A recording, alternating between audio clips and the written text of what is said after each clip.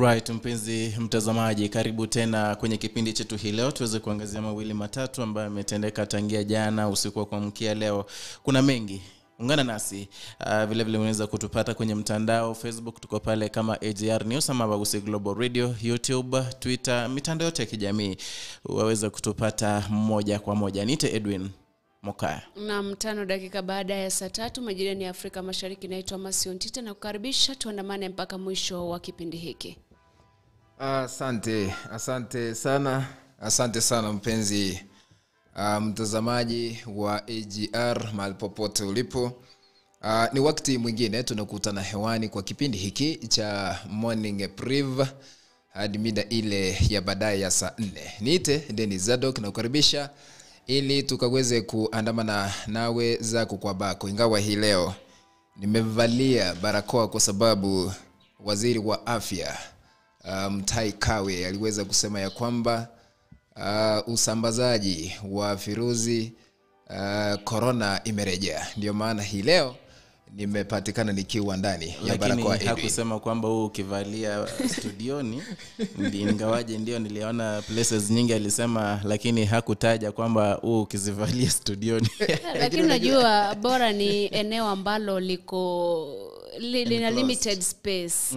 Ni vizuri kuvaa kwa sababu unajua wakati mwingine hakuna circulation ya hewa kama ile iliyoko kule nje. Naam. Na mbali na hayo, pengine tuanzie makundi haya mawili.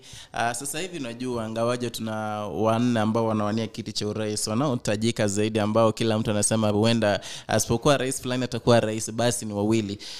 Na kwenye miungano hii miwili kuna muungano wa Azimio One Kenya Alliance, kuna muungano wa Kenya Kwanza. Sasa hivi muungano wa Azimio One Kenya Alliance unaendelea kushtumu kinara wa Kenya Kwanza ambaye anaitwa William Samoei Ruto, wakisema kwamba kidogo anaendelea kutumia state resources katika kampeni zake.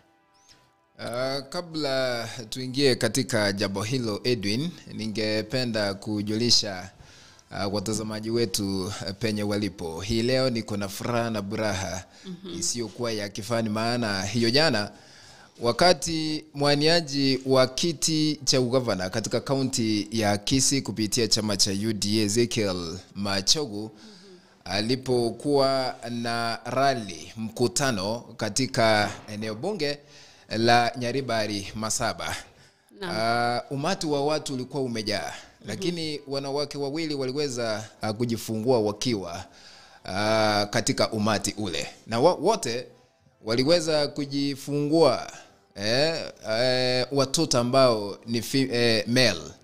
Tunasema kwa Kiswahili male ni najua masi wengi wanaelewa, wa kiume. Actually ingawa kukuwa na madaktari, baadhi ya wanawake ambao walikuwa katika mkutano ule ndio waliweza kuact as midwives. Actually they successfully aided the two, na Ezekiel Machogu mwenyewe aliweza kutoa ahadi kwamba atatake care of those women. Nirejelee swali ambalo umeuliza juu ya Kenya Kwanza na Azimio la Umoja. Ni siasa ambayo inaendelea wakati tumebakisha chini ya siku 50 ili tukaweze kufanya uchaguzi mkuu ambao utafanyika tarehe 9 mwezi wa 8 mwaka huu. Yes, siasa inaendelea.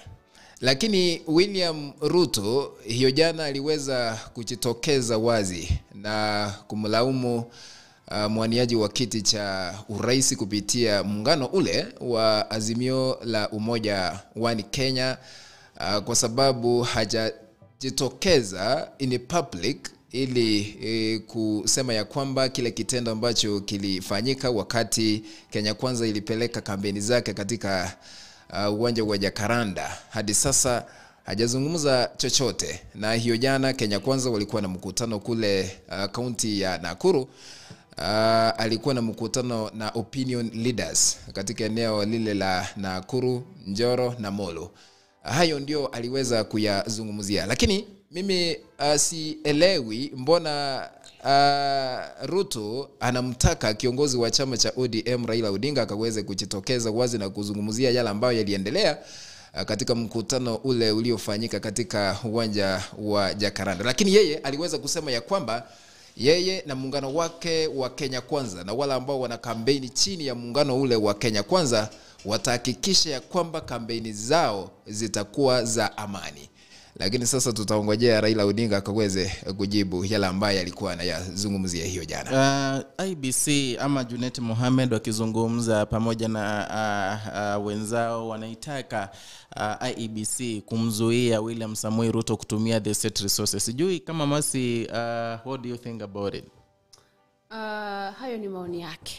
Ni maoni yake, na najua kwamba amepewa mahala pa kuishi. Akiamua kuleta watu azungumze nao pale, mimi sioni kama kuna shida. Kwa sababu yeye hata kama anasema nje ya serikali bado ni naibu rais. Kwa hivyo bado yeye ni msaidizi wa rais hapa nchini Kenya. Na huwezi ukamzuia kutumia mali ya umma. Kwa nini? Unakumbuka wakati ule alipokuwa ameenda ziara yake kule Marekani, walisema kwamba ameenda na anatumia mali ya serikali, anateta kuna upungufu wa fedha, anapata kuna ufisadi, lakini yeye ndiye anatumia mali ya serikali. Amekubaliwa kisheria kwa sababu yeye bado ni naibu rais.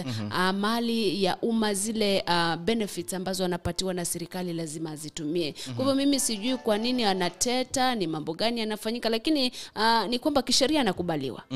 Lakini kumbuke kwamba Junet Mohamed anasema kwamba ubaya ni kwamba baada ya kampeni zake, unajua anasema kwamba William Ruto anatumia the state resources after and before and after the campaigns. Akisema kwamba haifai. Manake wale ambao anawa host pale kwenye yale maskani yake ambayo amepewa kama naibu wa rais, huwa amevalia nguo za yellow kuonyesha kwamba ni UDA, unaona, kuonyesha kwamba ni bayana kwamba ni kampeni mbali na yale ambayo ofisi ile imetakiwa kikatiba. Kwa hivyo wanasema kwamba IEBC ama viongozi wa IEBC, watumia IEBC vile vile wamenyamazia jambo hili na kusema kwamba wana authority. Wanasema kutokana na section 107 of the Elections Act states that a member of Independent Electoral and Boundaries Commission or any other person designated by the commission shall have the power to impound or order the impounding of any state resources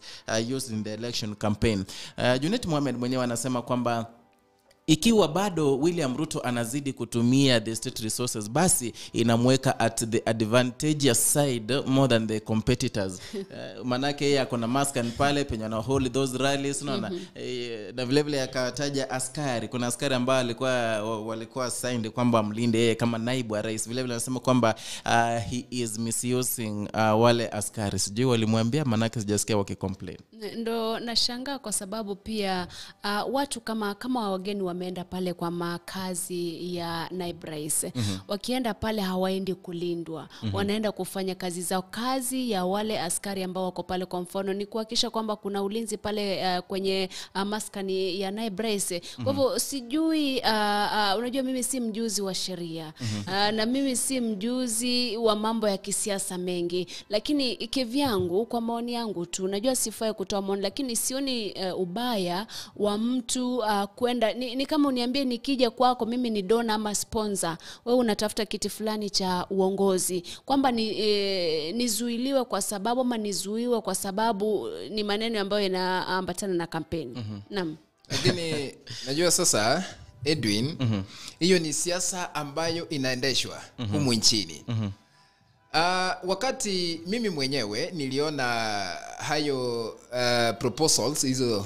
proposals ambazo Junet Mohamed ameandikia tume ya IEBC wakaweze kumzuia William Ruto kutotumia magari ya umma, kutotumia makao yake kufanya kampeni ama kufanya mikutano ya kampeni, kutotumia mitandao mbalimbali ya kijamii ambayo iko chini ya usimamizi wa afisi ya William Ruto na mengine. Lakini hii ni siasa ambayo inaendelea.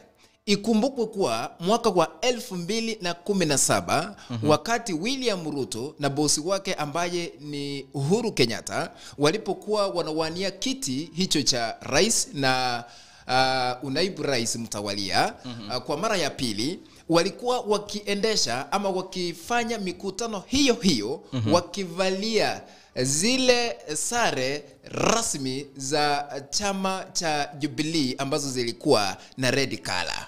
Mbona wakati huo wale ambao ni wapinzani, ikumbuke kuwa Junet Mohamed alikuwa upinzani, hakuandika mapendekezo yake kwa tume ya IPC na kusema ya kwamba wanafanya kinyume na sheria. Lakini sasa hivi imekuwa kinyume na sheria. Hiyo ni siasa ambayo inaendelea. Lakini kila ambacho ninasema, my opinion as Mkenya halisi, Zadok Mkenya. Naibu Rais William Ruto, yeye ni naibu rais mpaka tarehe 9 mwezi wa 8 mwaka huu.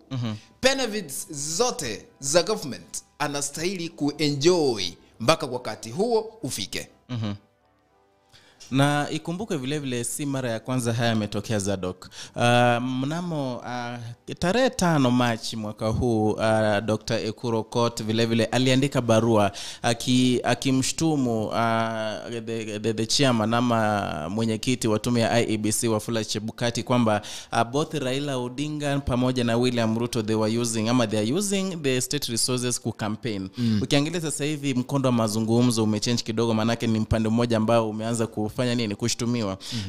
Walizungumza hayo na baadaye IEBC ama tume ya IEBC kiongozwa naye ama niseme mwenyekiti wa tume ya IEBC Wafula Chebukati vile vile akaandika barua yake vile vile akimwandikia the DPP akisema kwamba only the director of public prosecution Nordin Haji ndiye alikuwa na nguvu zaidi ya kufanya uchunguzi ikiwa wale viongozi ama wale ambao wanawania kiti kile cha urais wanatumia the state resources. Kwa hivyo sasa hivi sijui tena imebadilikaje, na sijui kama bado Chebukati atajibu, manake wakati ule alisema kwamba yeye hana zile nguvu za kuangalia who is using the state resources. Sasa ni jambo ambalo tutakuwa na subira tukaweze kuona. Lakini sasa sielewi Edwin, wakati kunaposemwa kana kwamba state resources ni zipi? Maana kuna hazina ya serikali ambayo inaendeshwa na waziri. Sasa William Ruto afiki zile hela ambazo ziko katika hazina ile. Ni state resources zipi? Ni magari ama ni kutumia makao yake kufanya mikutano ya kampeni? Lakini sasa itakuwa tusubiri tuone IPC itajibu lipi, kwa sababu ni pendekezo ambalo limeandikiwa afisi yake. Tukaweze kuona watarespond aje kuhusiana na proposals hizo za Junet Mohamed. Na vile vile ukumbuke Zado kwamba yale ambayo wanashtumu naibu wa rais William Ruto ni kuhusiana na ile residence yake ya pale Karen ambayo anatumia katika mikutano mingi zaidi. Ukiangalia mikutano mingi zaidi ya kisiasa za kampeni hapa unagundua kwamba amekutana na grassroots leaders from eneo fulani. Watu fulani wamekuja, amekutana na wawaniaji mbalimbali, viti mbalimbali wa UDA ama wa Kenya Kwanza at large wanakutana pale. Kwa hivyo hilo ndilo hilo tu ambalo wanaendelea kucomplain about, including ile barua ambayo Ekuro Kot vile vile ule wa Third Way Alliance aliweza kuiandika pale tarehe 5 Machi mwaka huu. Na vile vile Raila Odinga anasema kwamba Rais Uhuru Muigai Kenyatta ametumia the state resources kumpatia Raila Odinga ili aweze kuwania kiti hiki cha urais. Kwa hivyo hayo mawili sijui Raila they are not so clear about it. Ndio nashangaa baada ya kuwa handshake brothers. Is Raila Odinga enjoying state resources? Lo swali ambalo unafaa kujiuliza, kwa sababu ndio tumeona wakifanya mikutano maeneo tofauti tofauti ambayo iko labda funded na serikali, labda ameenda ziara tofauti tofauti. Hatujui kama his funds ziara zake ama labda ni serikali, lakini baada ya kupata ile handshake has he been enjoying the state resources ama vipi? Kwa sababu pia wakati mwingine inategemea where you standing. Kulingana na wanasiasa ambao nawaona sasa hivi, where are you standing, who are you supporting? It's easy to criticize the other person kwa sababu you're not supporting them at that point. Naam. Unajua Raila Odinga mwenyewe na muungano wake wa NASA 2017 walifanya kampeni mpaka wakaishiwa hela.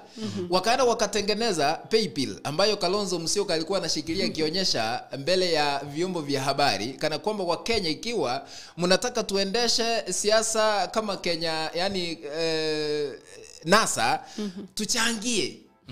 Mnakumbuka hilo? Ndio. Na inamaanisha ya kwamba waliishiwa. Sasa hivi wanaendelea kufanya kampeni katika maeneo mbalimbali humu nchini. Hawajalalamika kusema ya kwamba wameishiwa na hela. Hiyo jana walikuwa katika kaunti ya Kajiado wakifanya kampeni. Lakini kuna lile ambalo linaendelea. Ikumbukwe kuwa rais mwenyewe Uhuru Kenyatta alikuwa na mkutano Sagana 3.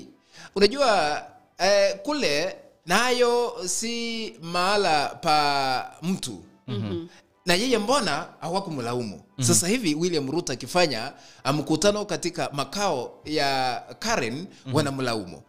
Na Raila Odinga na yeye zile hela anatumia zinatoka wapi? Yeye na wala ambao wanamuunga mkono hawajalalamika, lakini ni siasa inaendelea.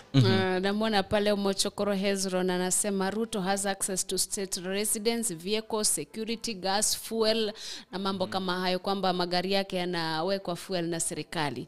Lakini sioni labda hiyo ni ya kuwapeleka all over. Lakini pia kumbuka kwamba kuna kumekuwa na tetesi ama tumeona wengi wakizindua magari ambayo labda wamehaya. Sasa sijui zile fedha ambazo wametumia kuhaya gari za kampeni ni za serikali ama ni zao wenyewe.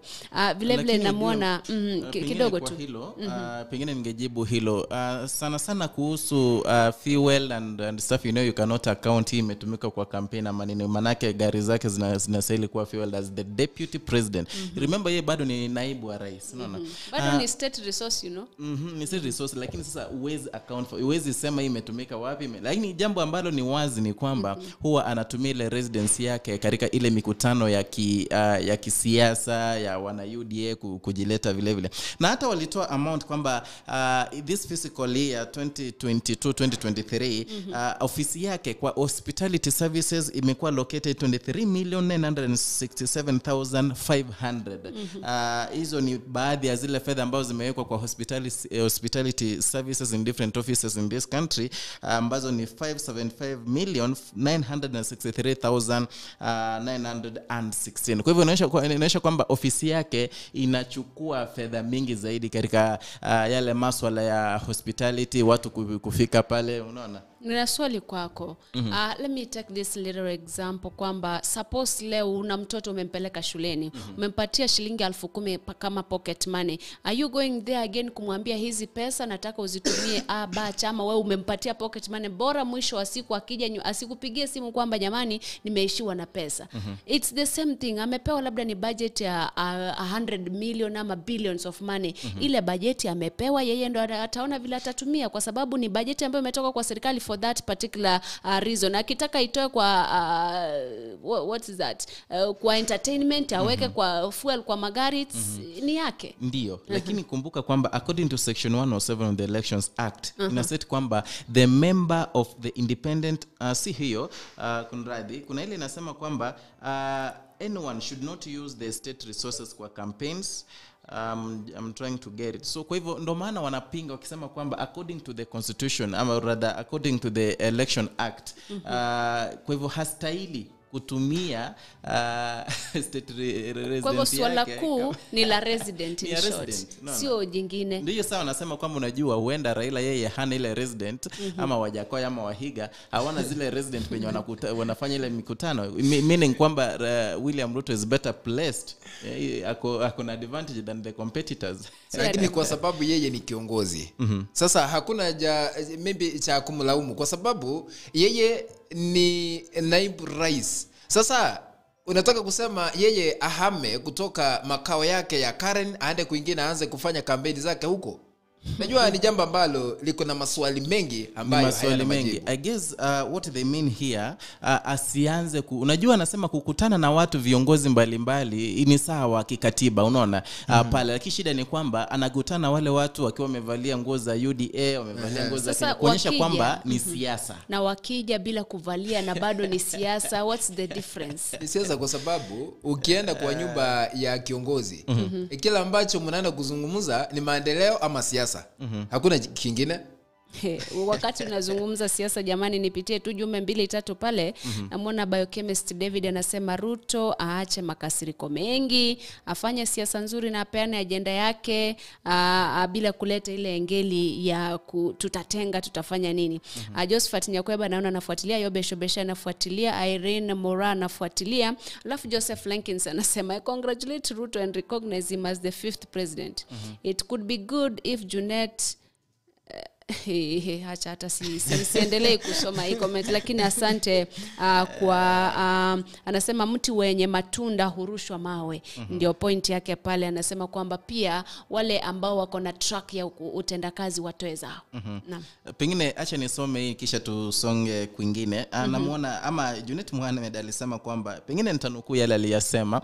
Anasema these delegations feature persons only dressed in UDA branded attire who are consequently entertained with hospitality services footed by the Kenyan taxpayer. Kwa hivyo swala kubwa ama shida kubwa ni wao kuingia pale wakivalia nini zile nguo za UDA. Kisha akasema kwamba it is unjust, illegal and unconstitutional that the deputy president is brazenly using the taxes and the current economic problems in the country to finance his political activities.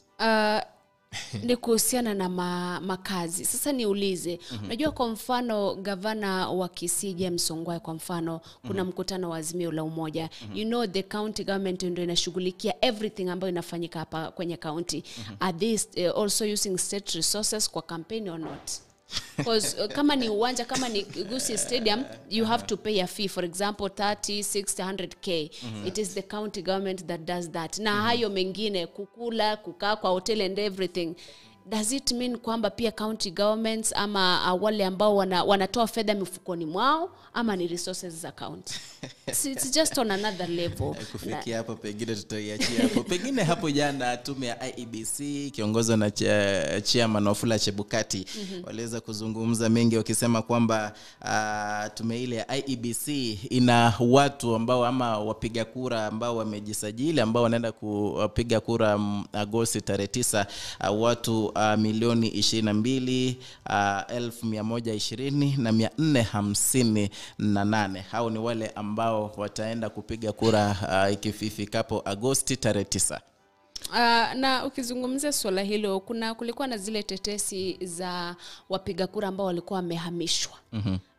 Na kaunti za Nyeri, Nairobi, Mandera ni baadhi ya zile kaunti ambapo wapiga kura walikuwa wamehamishwa kutoka kituo kimoja hadi kingine. Wapiga kura wale wengi labda wako wametoa consent, over 1 million voters. Kumbuka ni swala ambalo lilikuwa limeletwa kwa uwazi na ile kambi ya Kenya Kwanza, wakisema kwamba wana information kwamba more than 1 million voters wamehamishwa. Wakijiuliza walihamishwaje. On that note, Chebukati jana alisema kwamba kuna maafisa ambao watakamatwa. They've identified 3 officers ambao ni kama walihusika katika uhamishaji wa wapiga kura, na they will forward the names kwa the relevant authorities ili wakamatwe ama labda wachunguzwe. Na kufikia sasa out of the registrations ambazo zilikuwa zimefanywa, they have reversed 59% of the people who had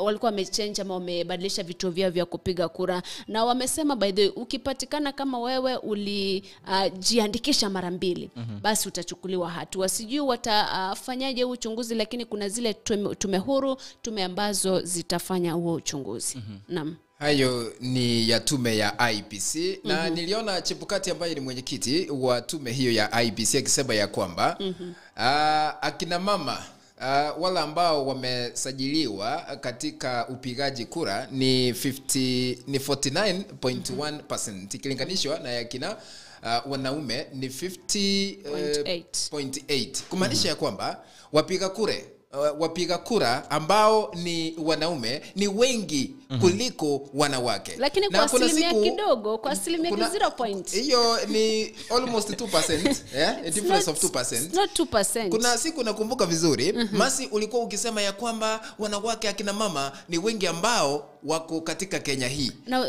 Nilisema sasa hivi hiyo jana iliweza kuthibitishwa kwamba wanaume ndio wengi, gender ya male ndio wengi kuliko wanawake. No. Sasa ikiwa mlisema ya kwamba mtapiga kura maybe kwa wingi sana kwa Martha Karua, itawezekana kweli? Acha nitofautiane na wewe. Nilisema wanawake ni wengi. Si kusema wapiga kura ni wanawake ni wengi. Okay?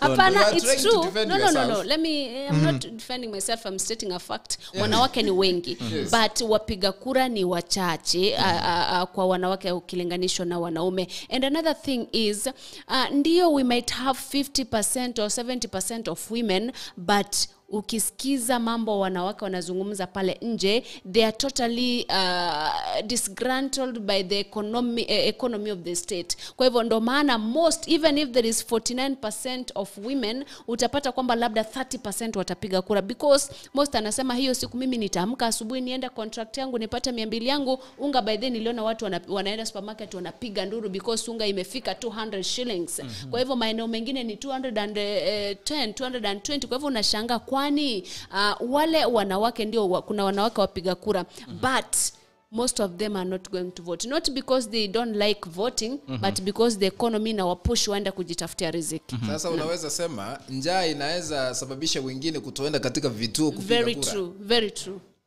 Sasa hivi mmesema wale ambao wamesajiliwa katika tume ya IEBC ni zaidi ya milioni 22 ifikapo tarehe 9 mwezi wa 8 mwaka huu. Lakini turnout huenda itakuwa 90 and above % kwa sababu na hawana kila Mkenya anataka kuhakikisha ya kwamba viongozi ambao wanaingia afisini ni wale wa maendeleo ikilinganishwa na wale ambao tulichagua mwaka 2017. Lakini mimi lile ambalo ninge propose kwa watazamaji wetu na wasikilizaji, ifikapo tarehe 9 mwezi wa 8 tuamuke mapema tuende tupige kura, maana wala ambao tumesajiliwa kama wapiga kura ni wengi ambao tunastahili kuleta maendeleo kupitia viongozi wala ambao tutachagua wakaweze kutuletea maendeleo na kuimprove economy katika nchi yetu ya Kenya. Na vile vile kuna jambo masi ambalo huwa kidogo mimi silielewi.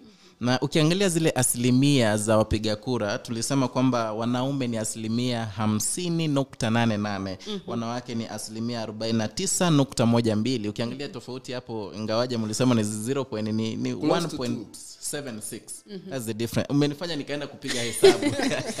Vile vile ya vijana, vijana ni asilimia 39.84, na hii imedrop. It is a 5% drop from the previous elections zilifanywa. Kwa hivyo sijui vijana wanafanyaje, manake I was expecting vijana ndio wengi zaidi na ndio watakuwa wanapiga kura. Unajua vijana wengi wako na siasa za sarakasi za midomo. Yaani kutembea pale na pale, hapa na pale kila wakati, lakini hawakumbuki kuenda katika vituo kujiandikisha kama wapiga kura. Lakini uamuzi unatolewa kwa akina wala ambao tuseme sisi wazee na akina mama. Lakini ukiangalia wala ambao wanafanya kampeni, wanasema vijana tuko pamoja, akina mama tuko pamoja, wanasahau wazee. Sijui wazee wakiamua wasipige kura itakuwaje? Na unajua ukiangalia the campaigns at this time, they are centered kwa vijana. Ajira kwa vijana, nitainua biashara, nitatoa kulipa ile tax kwa vijana wanaoanzisha biashara, nitapatia 6000 vijana. You know, everything is centered. 6000 ilikuwa ya vijana kweli ama ni ya kila? Ni single people. Wale watu ambao wana mapato ya chini. Kwa hivyo ukiangalia the campaigns are centered mostly kwa vijana. Hao vijana ndio sisi sasa hatuna kura, hatuendi kupiga kura, no. And at the same time, ingawaje ukiangalia hapa ni 39% and this is a drop ya wale ambao na ukiangalia unajua cumulatively kuna increase ya 13.something%. Meaning vijana wao hawakuongeza, instead wengine waliacha.